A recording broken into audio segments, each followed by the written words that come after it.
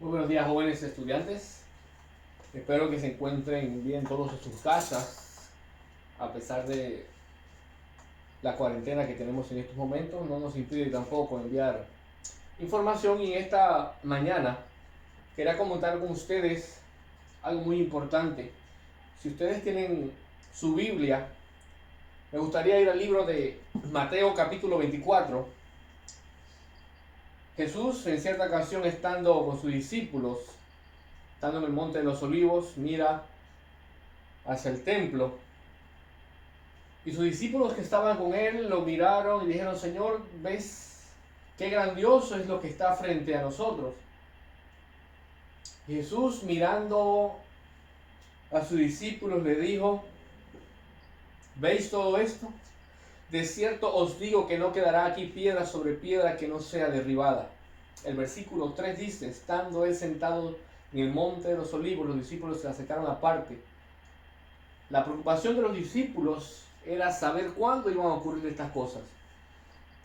Y por eso le hicieron la pregunta a Jesús: dinos cuándo sucederán esto y qué señales habrá de tu venida. Jesús respondiendo le dijo: mirad primeramente que nadie os engañe, porque vendrán muchos en mi nombre diciendo yo soy el Cristo, y a muchos te engañarán. Y comienza a narrar algunas cosas que iban a suceder antes de su venida. Verso 6 dice: oiréis de guerras y rumores de guerra. Mirad que no os turbéis, porque es necesario que todo esto acontezca, pero aún no es el fin. Verso 7 sigue mencionando: se levantará nación contra nación y reino contra reino, y habrá pestes, hambres, terremotos en diferentes lugares, pero todo esto es solo principio de dolores. Y quiero detenerme aquí en el versículo número 7, cuando se dice que se levantará nación contra nación, reino contra reino, y habrá pestes. Y es interesante lo que está viviendo la humanidad hoy en día. La palabra de Dios menciona y aclara que tenemos que estar apercibidos. Uno, mirad que nadie os engañe. Dos, menciona algunas señales que nosotros vamos a poder mirar y observar. Y en mi caso, y en nuestro caso, creo que a los que tienen un poco más de edad podrán recordar cuando el país en el año de 1989 se llevó a cabo la invasión, en el cual hubo una situación muy difícil a nivel aquí local de la República de Panamá. Hoy nos encontramos en una situación que a mi edad y a su corta edad podemos observar cómo una enfermedad, un virus, ha podido paralizar prácticamente lo que es el mundo entero, llevándonos de esta manera a ver secuelas que ya comienzan a afectar lo que es lo económico, ya comienzan a afectar de lo que es la comida, el papel higiénico. Vemos que todos estos enseres de primera necesidad comienzan a escasear. Ahora, Dios en su palabra dijo: esto será comienzo, principio de dolores. Esto nos lleva a nosotros a reflexionar y a levantar nuestras cabezas, y nos ayuda a buscar la manera de entender que tenemos que buscar a Cristo Jesús ahora, mientras que haya tiempo. La situación del mundo, jóvenes, no va a ir a mejor. La situación del mundo poco a poco irá en deterioro, y solamente Cristo Jesús va a poner un fin a toda esta situación. Por eso es necesario que nosotros estudiemos nuestra Biblia y entendamos por qué de la situación que está sucediendo. Ahora bien, en nuestro libro de Biblia, de Campamento con Jesús, nosotros vamos a comenzar a estudiar la lección número 1. En la semana pasada ya se comenzó a enviar algunas actividades que ustedes debían hacer con respecto a este joven, José. José, ¿quién fue José? Si ustedes pudieron leer, José fue uno de los hermanos más pequeños.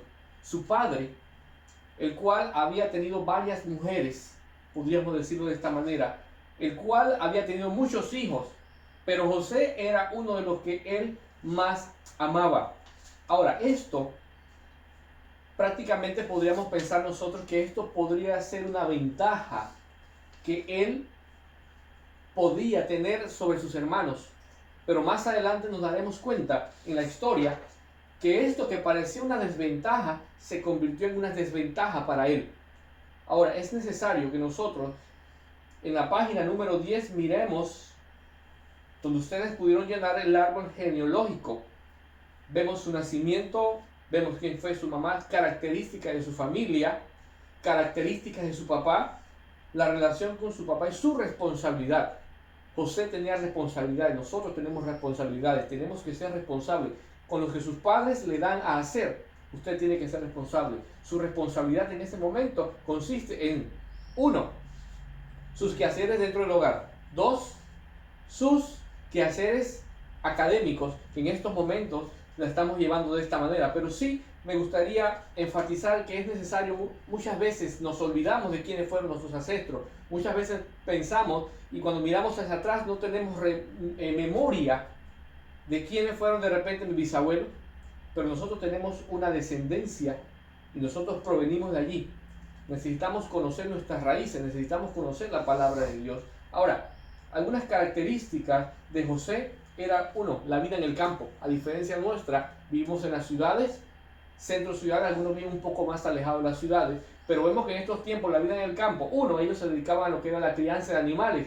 Podríamos decir que José era prácticamente hijo de un pastor, el cual tenía muchos recursos también. Y él aprendió de su padre lo que era esta tarea de estar atendiendo los animales. La vida de ellos era en tiendas, no habitaban en casa. Hoy en día usted construye una casa o va a una urbanización, una barriada o un edificio, un condominio, y ahí usted compra algo estable. En el caso de José no era así, porque ellos debían estar moviéndose constantemente para alimentar a sus animales. Ahora, tenemos que saber que José fue el favorito de su papá entre todos sus hermanos. Como le mencionaba, esto puede parecer una ventaja, pero también puede convertirse en una gran desventaja. ¿Por qué? Porque el afecto iba a ser marcado hacia él. Recuérdense que él no era un hijo único, era hijo y que de diferente, o sea, hijo de la mujer amada de su padre, pero tenía otros hermanos que eran mayores que él, y ellos podían notar ese favoritismo que tenía su padre hacia él, y esto acarrió poco a poco, fue creando un odio, un celo de sus hermanos, y en eso tenemos que tener mucho cuidado. Debemos dar un trato a todos por igual. Ustedes como jóvenes, en un momento cuando Dios lo permita así, regresen al salón de clase, debemos tratar a todos por igual. Tenemos que ayudar, tenemos que estudiar, tenemos que, con la ayuda de Dios, crecer en lo espiritual y en lo académico, para que así de esta manera nosotros podamos ser hombres y mujeres de mañana. Así que en el día de mañana, y voy adelantando para que ustedes vayan trabajando en la página número 14 del libro de Campamento con Jesús. Vamos a mirar allí algunos aspectos con respecto a la vida de José. Así que vamos a pedir que ustedes puedan ir llenando el transcurso de este día la página número 14 de este libro. Así que jóvenes, sin más que decirles, nos vemos entonces hasta mañana. Que el Señor les bendiga.